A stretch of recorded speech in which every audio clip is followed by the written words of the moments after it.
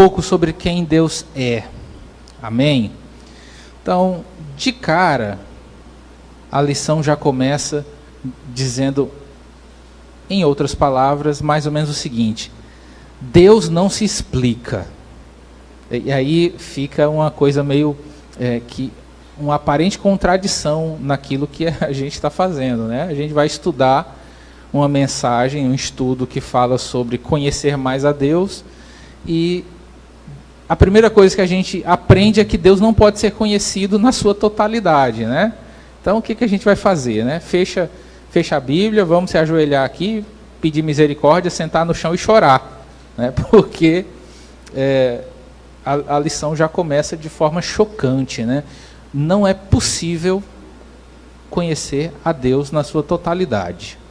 Não é possível explicar a Deus, explicar quem Deus é na sua totalidade. Isso não é possível aos homens. Não é possível nem aos anjos, quanto mais aos homens. Mas nós também precisamos entender que Deus se revelou a nós. Então, na medida que Ele se revelou a nós, é possível conhecê-lo. Apenas na medida da sua autorrevelação a nós. Amém? Entenderam? Começamos bem, né? Deus não se explica, Deus não se conhece plenamente, mas ao mesmo tempo Ele se revela, e na proporção que Ele se revela, Ele se permite ser conhecido. E aí existe um porquê disso. Deus, ele não pode ser definido completamente, porque isso colocaria limites nele. Eu não tenho condições de conhecer a Deus ou de explicar a Deus na sua totalidade, porque Ele não tem limites. Se eu pudesse determinar, não, depois que eu estudar 70 anos, 80 anos, eu vou conseguir definir Deus na sua totalidade. Então isso quer dizer que eu estaria restringindo ou limitando quem Deus é a apenas 70 anos de estudo, 70, 80 anos de estudo. Ou seja, nem se você passar a sua vida toda estudando quem é Deus, isso não seria possível terminar essa lição, não seria possível completar essa lição. Ou seja, a aula de hoje, a lição de hoje, na verdade, ela não tem fim.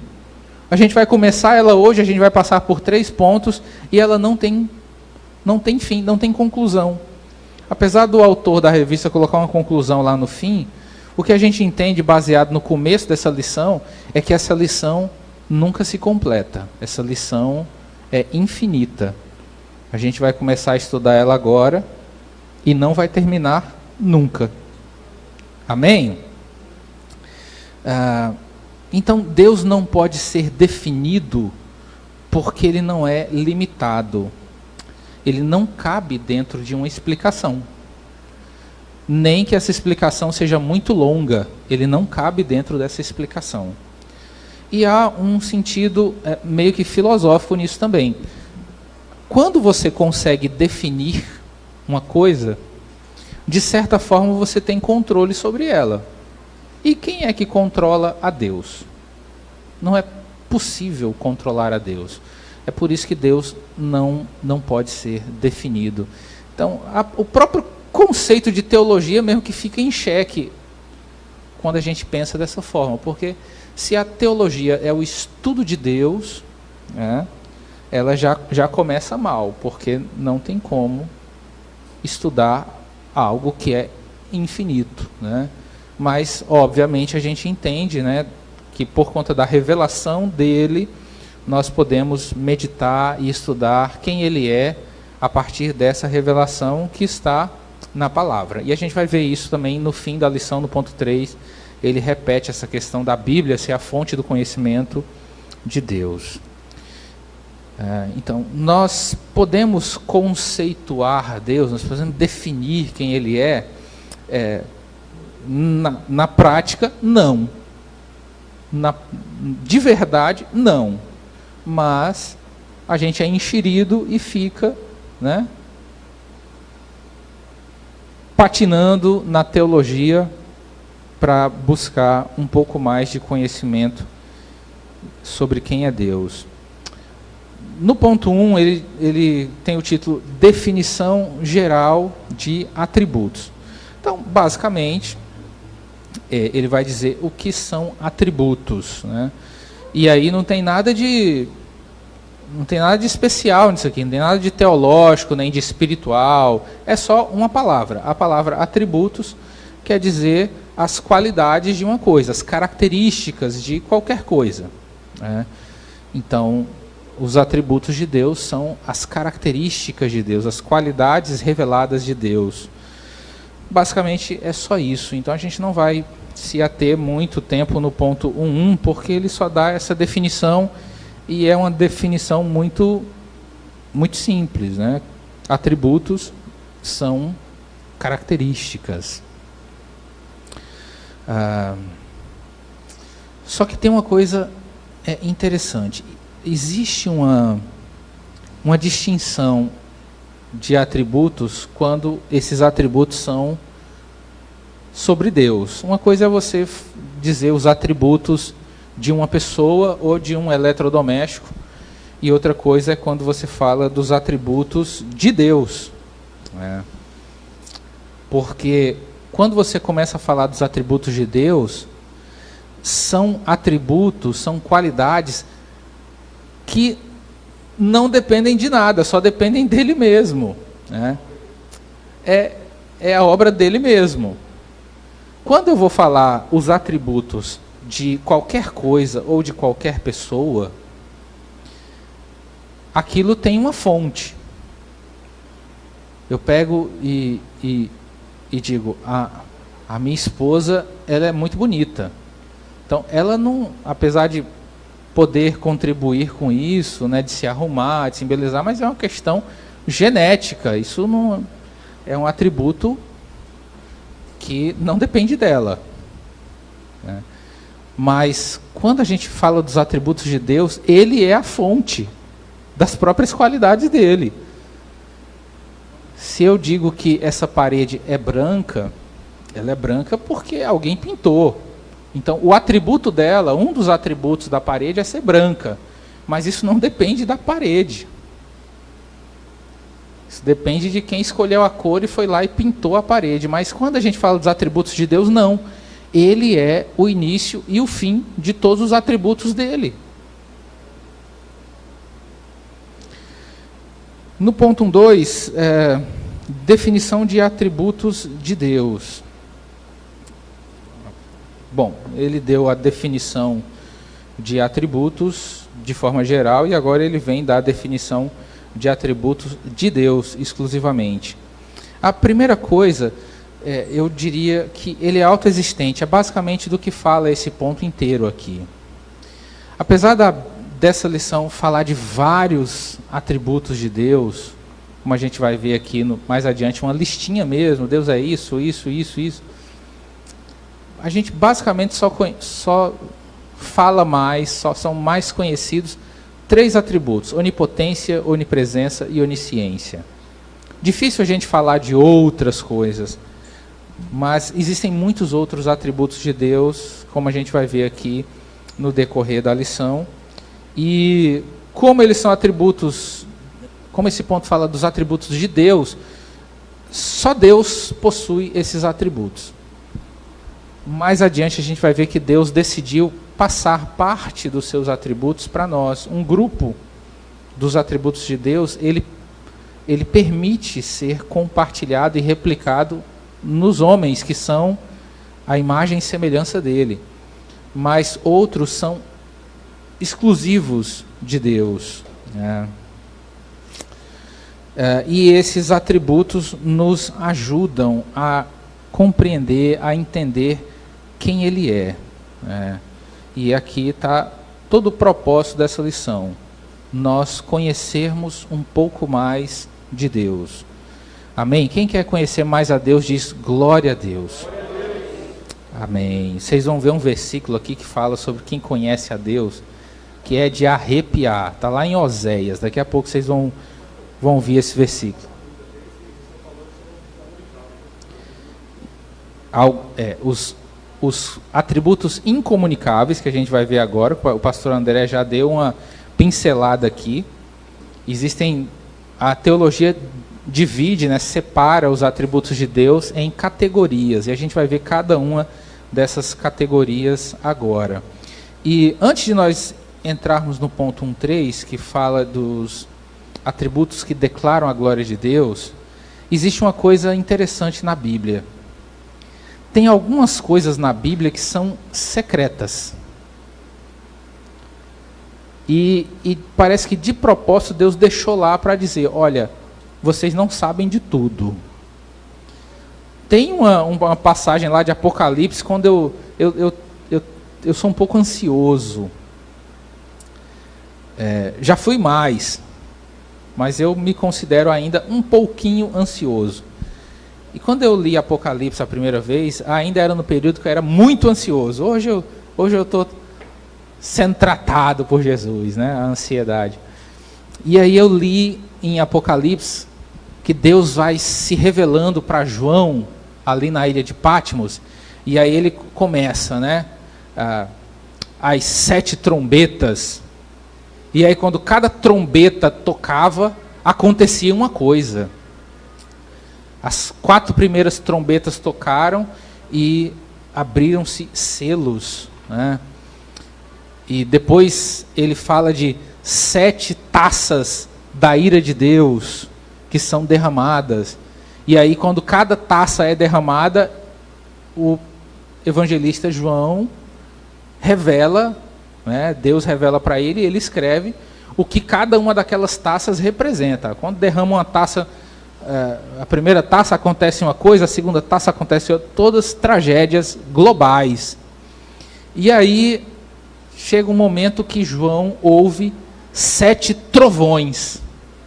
E aí, como das outras vezes, João vai escrever o que cada um daqueles trovões significa. Aí Jesus pega e diz para ele, não quero que você escreva. Ou seja, ninguém mais sabe o que é, só João e o próprio Jesus sabe o significado daqueles 7 trovões que o livro do Apocalipse diz. Eu fiquei muito curioso, eu fiquei, meu Deus do céu, porque né, era melhor não ter colocado, né? Para não ficar, a gente ficar com essa ansiedade, sem saber o que são esses 7 trovões. Então, tá. Essa aí a gente só vai descobrir quem ficar aqui, né, na tribulação. Aí, se você não quiser, se você realmente quiser muito saber o que são esses 7 trovões, no dia do arrebatamento, basta você não subir.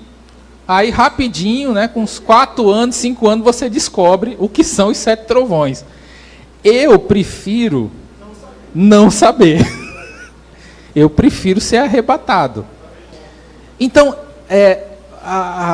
o livro de Deuteronômio 29 tem um versículo, né, uma palavra, que fala um pouco sobre essa questão dessas coisas que são ocultas. Veja só o que diz em Deuteronômio 29.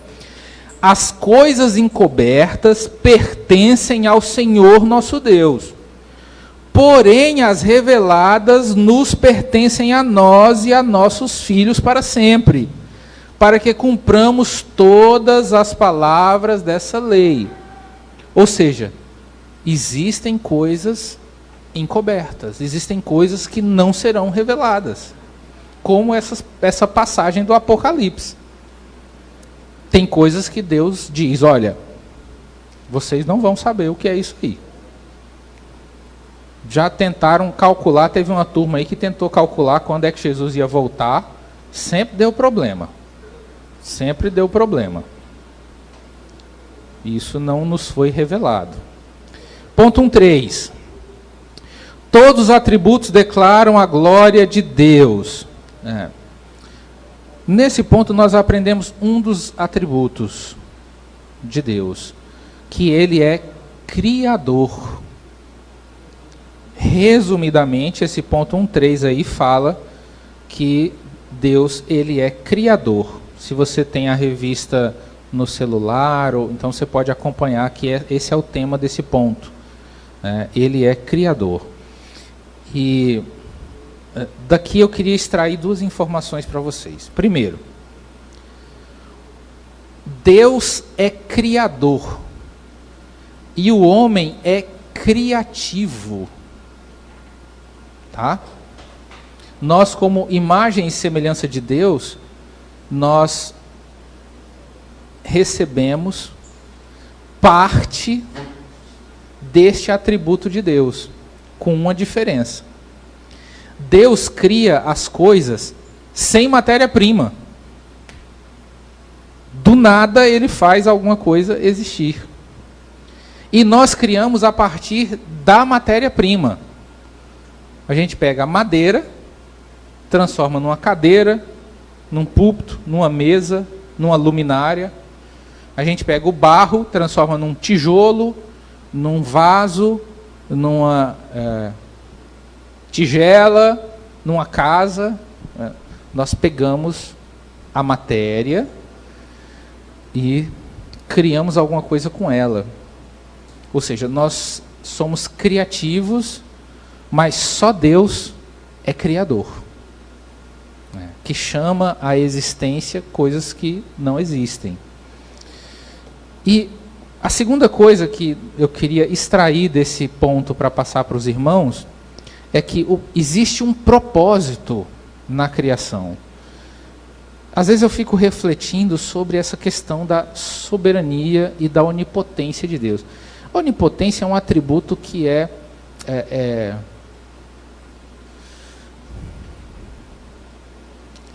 dispensa qualquer comentário. Quando você pode todas as coisas, então não há o que se discutir. Ele pode todas as coisas, ponto final.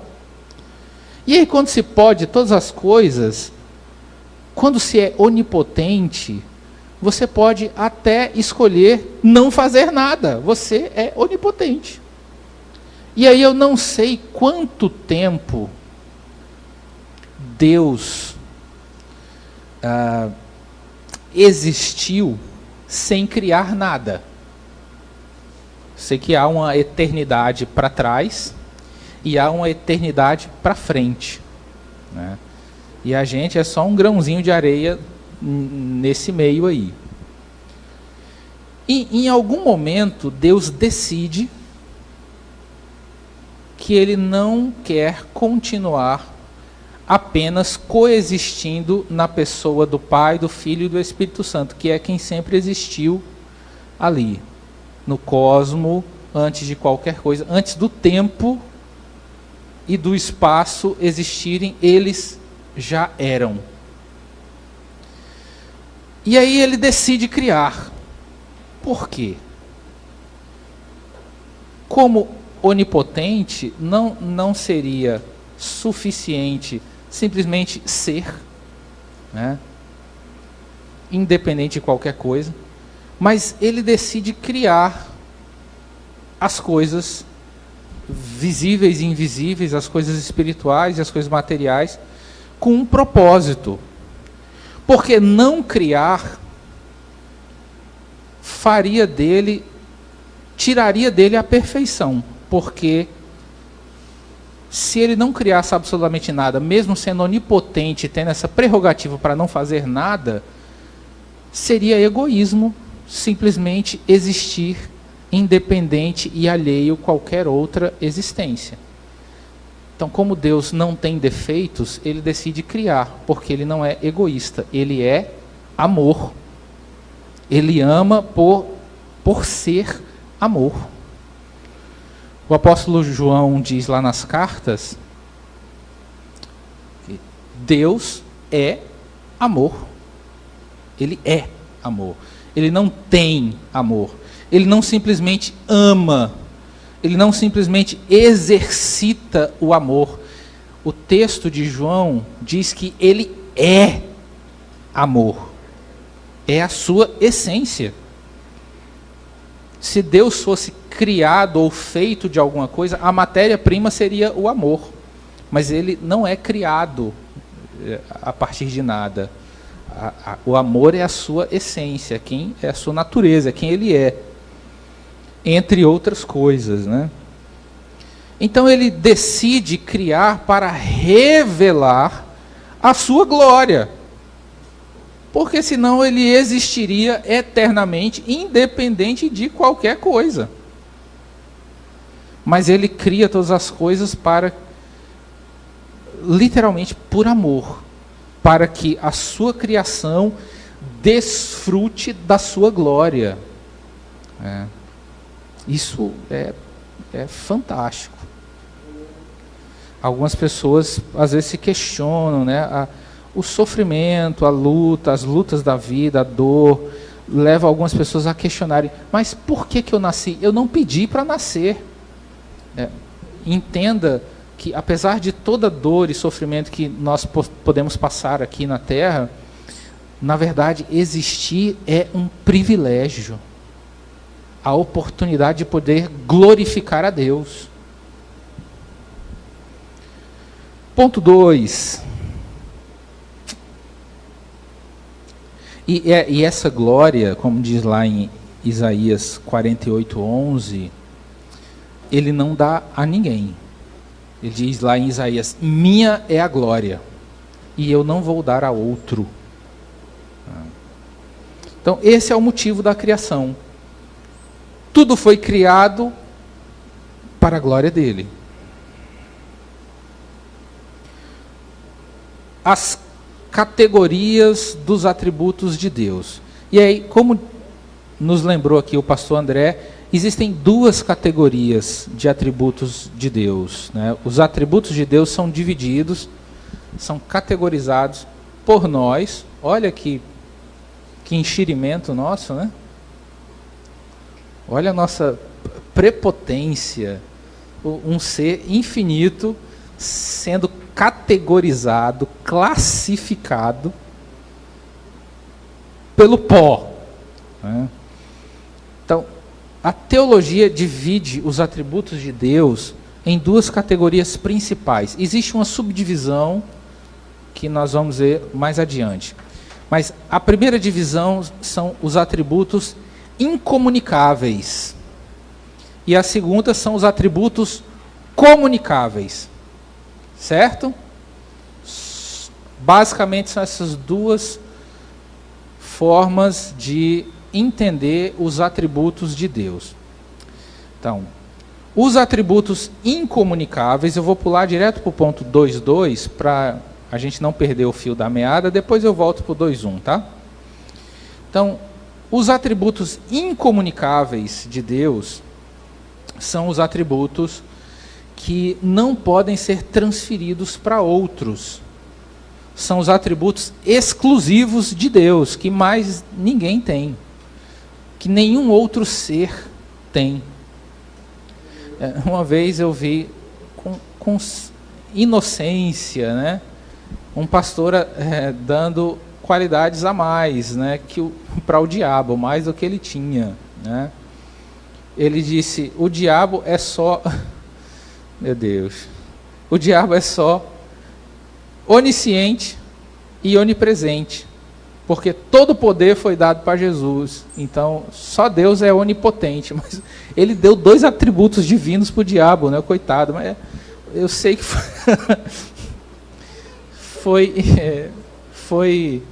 não foi maldade, apesar de ser um erro, né, gritante, apesar de ser um erro teológico feio, eu entendi que não foi maldade, foi falta mesmo de conhecimento. O diabo não tem nenhum desses atributos, né? O propósito da existência dele é, naquele grande dia, ele ter que dobrar os joelhos e dizer com a própria boca: só o Senhor é Deus, né, para a glória de Deus Pai. Ou seja, ele é um nada. Mas esse pastor deu 2 atributos divinos para ele, né? Somente a onisciência e a onipresença, ou seja, na cabeça dele o diabo sabia de tudo e estava em todos os lugares. E, na verdade, esses dois atributos só Deus tem, né?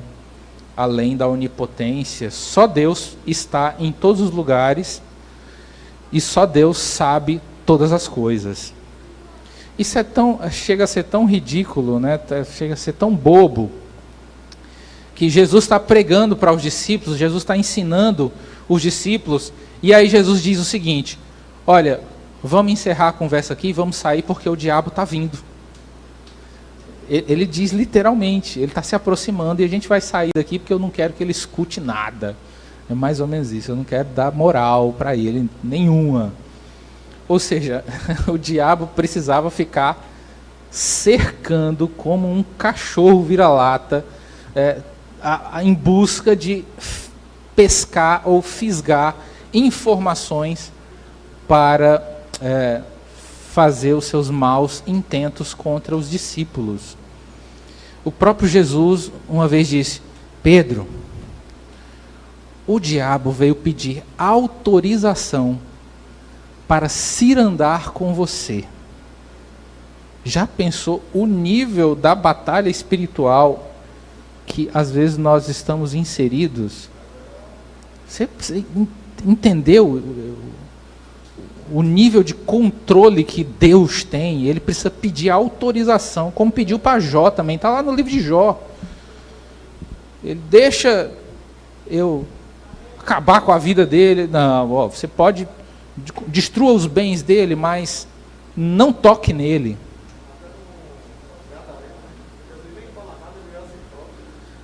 Na passagem do endemoniado gadareno, que o pastor André está nos lembrando aqui, a mesma coisa, ele pede permissão para ir para os porcos. Ele diz: por que veio nos atormentar antes do tempo? Ou seja, eles já sabem que o tormento está reservado para ele e os seus anjos, né? Então, não existe onisciência nem onipresença alguma no diabo, né?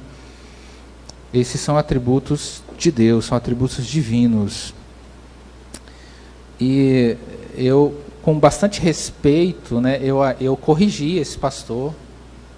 Tive que corrigir na frente das outras pessoas, que ele estava, né, dando uma aula, e eu não podia permitir que as pessoas que estavam ouvindo aquilo fossem para casa com essa informação. Aí, com muito cuidado, com muito respeito, né, pisando em ovos, né, eu expliquei que não era assim, não.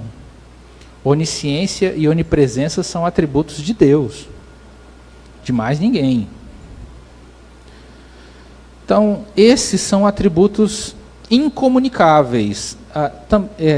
A teologia também dá outros nomes para ele, né, que são atributos absolutos ou imanentes, que são de si mesmo, né, ou intransitivos, são outros nomes que se dá a esses atributos incomunicáveis. O próprio nome de Deus fala um pouco sobre isso. Na nossa cultura, infelizmente, a gente não leva isso tão a sério quanto o povo judeu. O povo judeu leva tão a sério essa questão da soberania e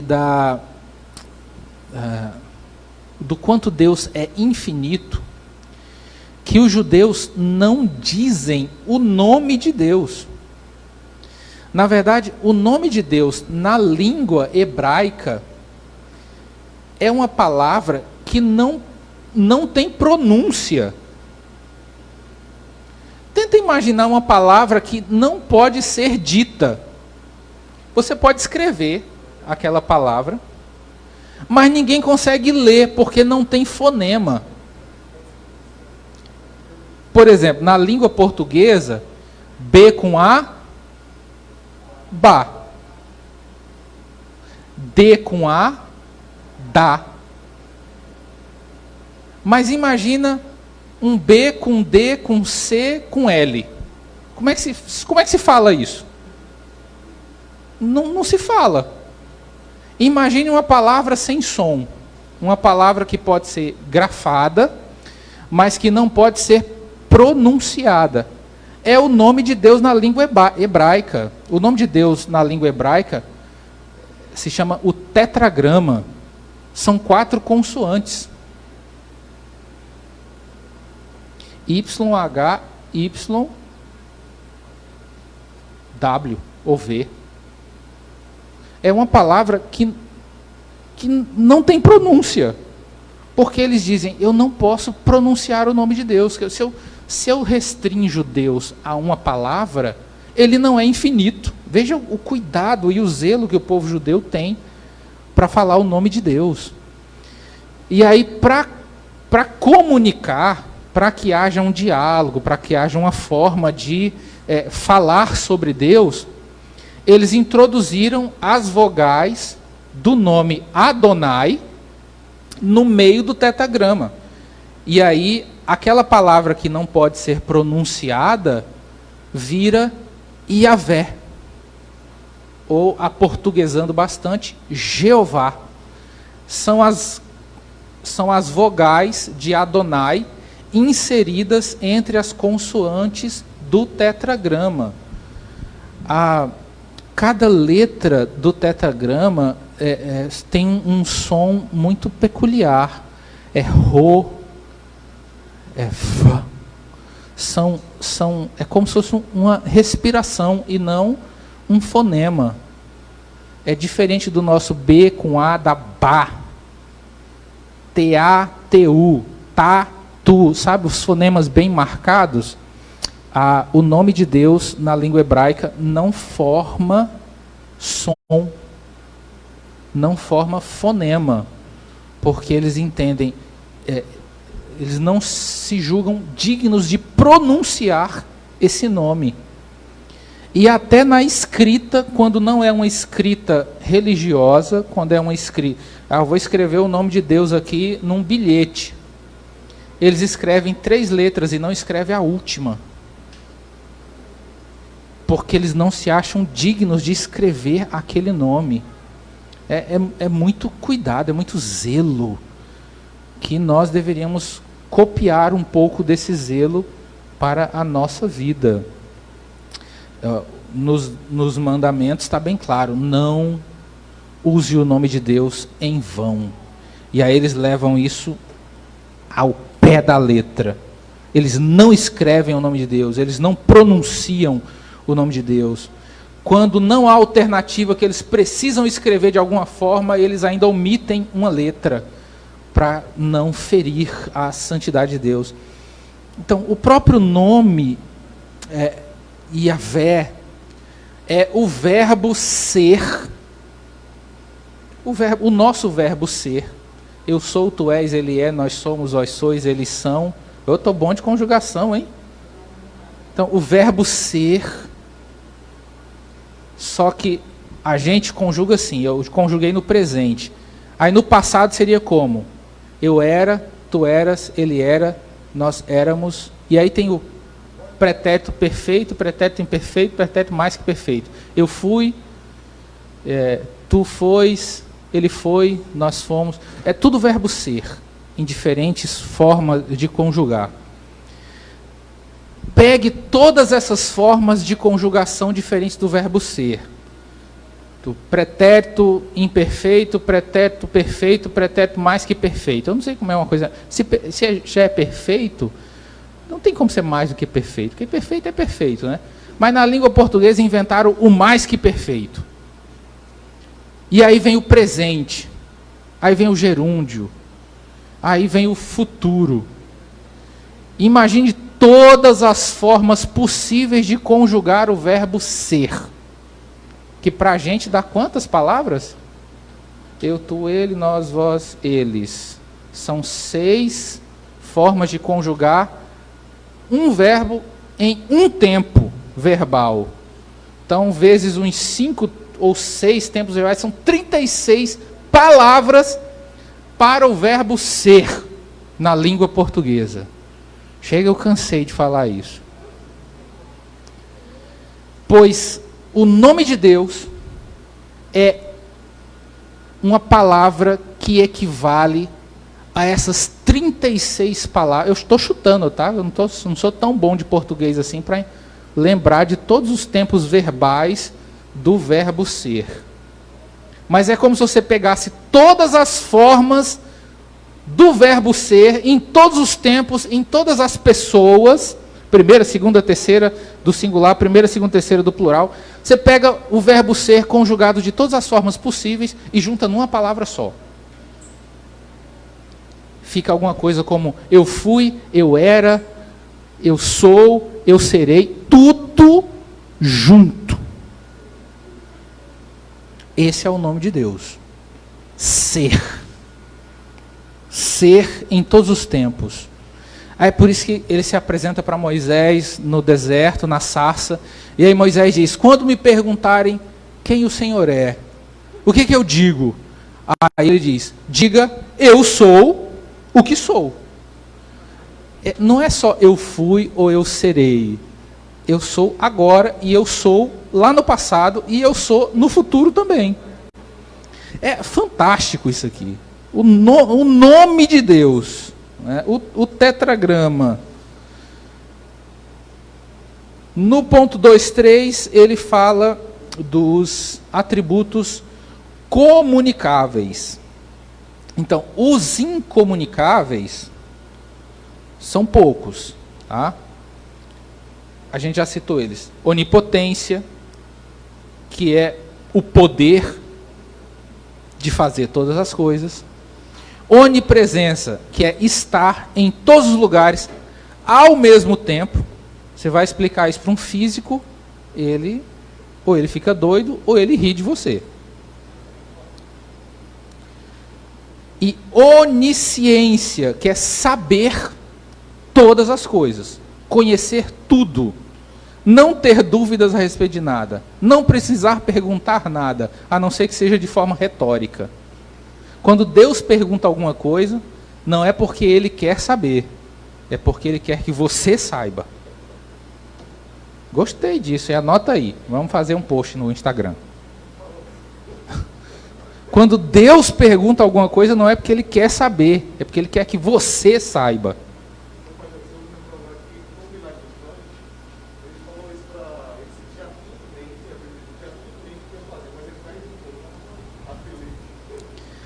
Sempre que ele pergunta alguma coisa, ele não está com dúvida. Ele quer que você saiba de alguma coisa.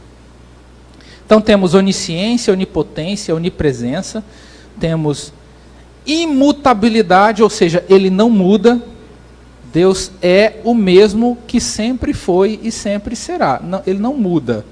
Não é aquela coisa tipo, hoje eu estou de bom humor, hoje eu estou feliz, amanhã eu estou triste, depois eu estou com raiva, depois eu estou alegre, depois eu estou paciente, depois eu estou impaciente. Deus, ele não muda.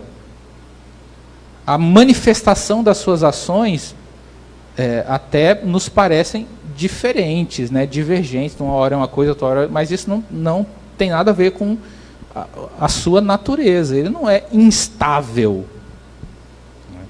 Então ele é imutável, ele é eterno, ele é uno, ele é infinito, ele é soberano, onisciente, onipotente, onipresente, autoexistente, transcendente e imanente. Ou seja, imanente é aquilo que não pode ser dividido em duas opiniões, ou que não pode negar a si mesmo, é mais ou menos isso.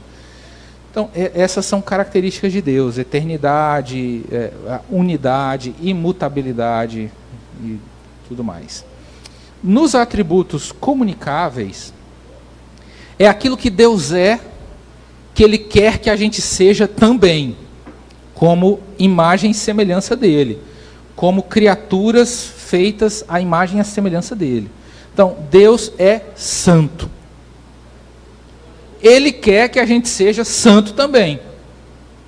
Ele disse para Abraão: Abraão, seja santo, porque eu, Senhor, sou santo. E Pedro repetiu isso lá na carta dele, né?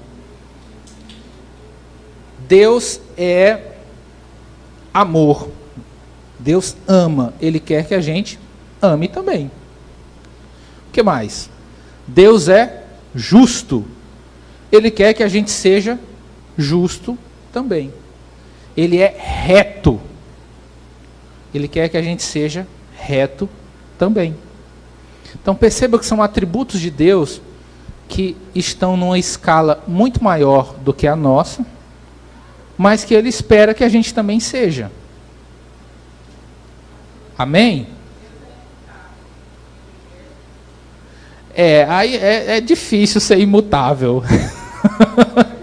Acho que é impossível ser imutável, mas vamos tentar manter essa estabilidade, né?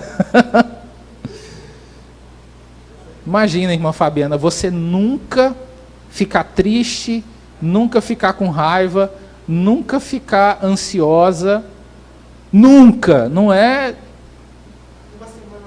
uma semana de boa, como disse o JP aqui. É nunca. Isso é ser imutável. Aí a Amanda quebrou um negócio lá na cozinha, aí Fabiana já se irrita, então já mudou. Já não é imutável mais. Cadê a Amanda? Tá aí? Tá não, né? E por fim, bom, os atributos comunicáveis são esses, né? Justiça, retidão, amor, santidade. E ainda esses são divididos em duas categorias, né? Os atributos comunicáveis, eles ou são da categoria ligados à graça de Deus, né, que é amor, misericórdia, paciência, longanimidade. Deus é longânimo, Ele quer que a gente seja longânimo. Isso está relacionado à graça dEle. Ele é misericordioso, Ele quer que a gente seja misericordioso também. Então isso está relacionado à graça dEle. E tem os atributos comunicáveis da categoria da sua santidade, que é retidão, justiça, equidade, santidade. Tudo isso são atributos comunicáveis divididos nessas duas categorias, graça e santidade. Como eu falei, vamos voltar para o 2.1, só para a gente falar sobre a existência de Deus, e a gente passa para o ponto 3 e encerra. Nosso horário já está no limite. Como eu falei, a gente pulou direto para o ponto 2.2 e 2.3, porque a introdução do ponto 2 fala desses dois tipos de características dos atributos de Deus, né? Os comunicáveis e os incomunicáveis. Mas antes de entrar nesse assunto, ele fala sobre a existência de Deus, e o título do ponto é: a existência de Deus não se discute. E ele dá essa introdução antes de falar desses dois tipos de atributos, comunicáveis e incomunicáveis. E aí, resumidamente, nós só precisamos de uma coisa para falar da existência de Deus. E essa coisa é fé. Ponto. Deus existe, independente da opinião de qualquer pessoa. Aí você encontra um ateu e ele diz: eu não creio em Deus, Deus não existe. Ele vai continuar existindo, independente da opinião dessa pessoa. Da mesma forma que nós não conseguimos provar para um ateu que Deus existe, o ateu não consegue provar que Deus não existe. E não tem nenhum problema em nós não conseguirmos provar que Deus não existe. Não tem problema. Eu acho que o problema seria se a gente conseguisse. Se eu conseguisse provar que Deus existe, isso, na minha opinião, seria um problema. Um problemão. Por quê? Porque se eu consigo provar, eu fiz uma experiência, um processo empírico de A mais B, que diz que Deus existe, que prova que Deus existe, e aí eu coloquei Deus dentro de uma caixinha. A caixinha das minhas provas e experimentos que fazem com que eu mostre para quem não crê em Deus que Ele existe. E se eu conseguir provar que Deus existe, eu acabo de limitá-lo. Eu limitei Ele dentro dos meus argumentos. E Deus é infinito. Ninguém jamais vai conseguir provar que Deus existe. Porque Ele é. Ele não precisa ser provado. Gente, a Bíblia diz: Deus é Espírito. Para eu provar que Ele existe, eu precisaria de coisas espirituais. Eu não posso pegar um telescópio, um microscópio, uma folha de papel, um quadro negro com cálculos, ou uma máquina que consiga capturar um espectro que mostre que Deus existe. Se eu fizesse qualquer uma dessas coisas, eu estaria trazendo Deus para os limites das coisas humanas. Eu não posso botar Deus dentro de uma sala para ser objeto de uma experiência. Isso seria apequenar o nosso Deus, que é infinito. Então, para de tentar provar que Deus existe para os ateus. Isso é perda de tempo. Deus não precisa ser provado, Ele precisa ser crido. Vocês entenderam? Se entendeu, diz amém. É um perigo provar que Deus existe através da ciência. Isso é diminuir o nosso Deus aos nossos experimentos.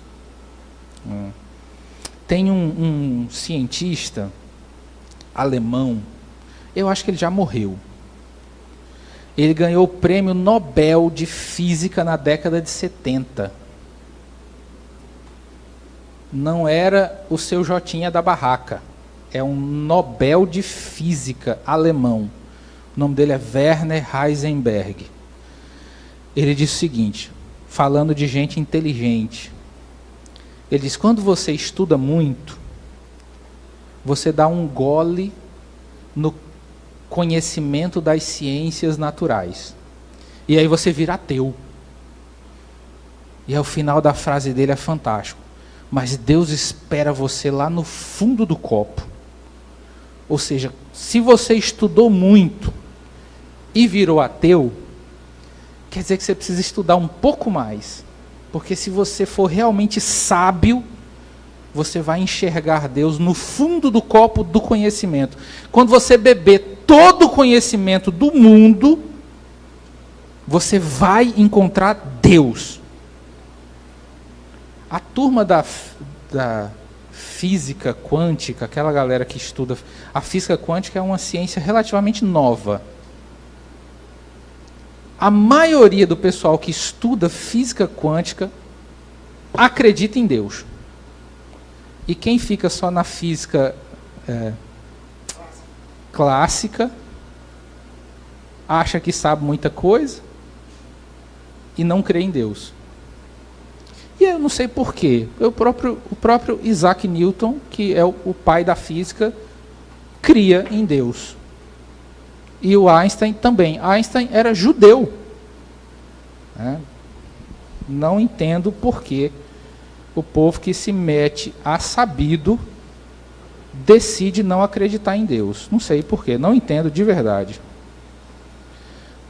Para finalizar, nós não temos mais tempo. Ponto 3 diz o seguinte: o valor de conhecer os atributos de Deus. O quanto é importante conhecer os atributos de Deus. Primeiro, porque Deus está à procura de homens que querem conhecê-lo. Conhecer fala de intimidade. Eu duvido que alguém conheça mais Luciano do que a esposa dele aqui. Por quê? Porque eles têm intimidade. Eles se conhecem. Eles vivem o mais profundo significado da palavra conhecimento. Eles se conhecem. É esse relacionamento que Deus espera de nós. É por isso que o símbolo da Bíblia é o noivo e a noiva. Jesus é o noivo, a igreja é a noiva. Você já viu alguém se casar sem conhecer? Casa porque conhece. Tem umas gambiarra por aí, mas de forma geral, você decide casar quando você conheceu bem. Senão é um tiro no escuro. Pode dar certo, pode não dar, mas quando você conhece bem, você toma uma decisão mais acertada. E ainda pode errar? Imagina. E onde é que nós podemos conhecer a Deus? Na Bíblia Sagrada. Ponto 3.1. Conhecendo os atributos de Deus, podemos saber mais quem Ele é. Isso, mais uma vez, esse ponto fala de relacionamento. Nós precisamos conhecer para nos relacionar com Ele. E aqui eu insisti em vir até esse ponto, porque aqui está o versículo que eu falei lá no começo. Presta atenção na maravilha que é conhecer a Deus. Para tudo que você está fazendo agora e presta atenção nesse versículo aqui, com toda a atenção que você pode ter agora. Oséias 6,3. Conheçamos e prossigamos em conhecer o Senhor. Olha só a promessa. Como a alva será a sua saída, e Ele a nós virá como a chuva, como a chuva serôdia que rega a terra. Olha só a promessa para quem conhece a Deus. A sua saída será como a alva, e Ele virá até você como a chuva. Aquela chuva que a gente não espera, aquela chuva que nos pega de surpresa, sabe? Essa é a promessa para quem conhece a Deus. E não apenas conhece, prossegue em conhecer, como diz o início do versículo. Para encerrar, nós precisamos conhecê-lo para adorá-lo da maneira mais adequada. Tem uma história por aí de, não, eu sirvo a Deus do meu jeito, é eu aqui, eu e Deus, a gente se entende, e não é esse tipo de adoração que Deus espera receber. Ele quer pessoas que adorem Ele do jeito que a Bíblia ensina, e não do jeito que você acha que tem que ser. O grande mal da sociedade hoje é esse individualismo, em que, não, Deus me entende, então vai eu e Ele aqui, a gente vai, como se Deus fosse um peladeiro que a gente toca a bola para Ele, Ele toca a bola para a gente, e não é assim. Ele diz, verdadeiros adoradores adoram o Pai em espírito e em verdade. Há critérios para se adorar a Deus. Não é de qualquer jeito, não é, eu me entendo com Deus, é uma intimidade que me foge do entendimento. Não, apaga a luz, porque aí vem o clima. Eu não sei se a gente precisa apagar a luz, acender a luz para entrar no clima. De repente a nossa adoração não está em espírito e em verdade. A gente precisa de subterfúgios externos. Nada contra se a luz está acesa ou apagada, para mim pouco me importa. Não é disso que eu estou falando. Não me incomoda a luz estar apagada ou acesa. Com toda a sinceridade do meu coração, eu não estou nem aí para isso. Mas se eu só consigo adorar quando tem o clima, a fumacinha de gelo seco subindo, o jogo de luz, a parede preta, então, será que continua sendo em espírito e em verdade? Se continua, não tem nenhum problema. Não importa se Jesus disse, não importa se é no monte ou no templo. Importa que seja em espírito e em verdade. Não importa se a luz está acesa ou apagada, se tem fumaça de gelo seco ou não. Verdadeiros adoradores adoram o Pai em espírito e em verdade. para finalizar, Oséias 4:6. O meu povo foi destruído porque lhe faltou o conhecimento. Porque tu rejeitaste o conhecimento, também eu te rejeitarei. Nossa. Para que não sejas sacerdote diante de mim, visto que te esqueceste da lei do teu Deus, também eu me esquecerei dos teus filhos. Que palavra dura. O profeta Oséias profetizou para aquela nação. Ele diz: Israel é posta aqui como um sacerdote para as outras nações. E ele diz: eu não quero mais que você seja um sacerdote para as nações. Que o Senhor nos abençoe e nos faça conhecer cada vez mais quem Ele é. Amém? De Deus, o nosso Pai amado, que a graça salvadora de Jesus, seu Filho, a comunhão e as doces consolações do Espírito Santo sejam conosco hoje e por toda a eternidade. A igreja diz: amém.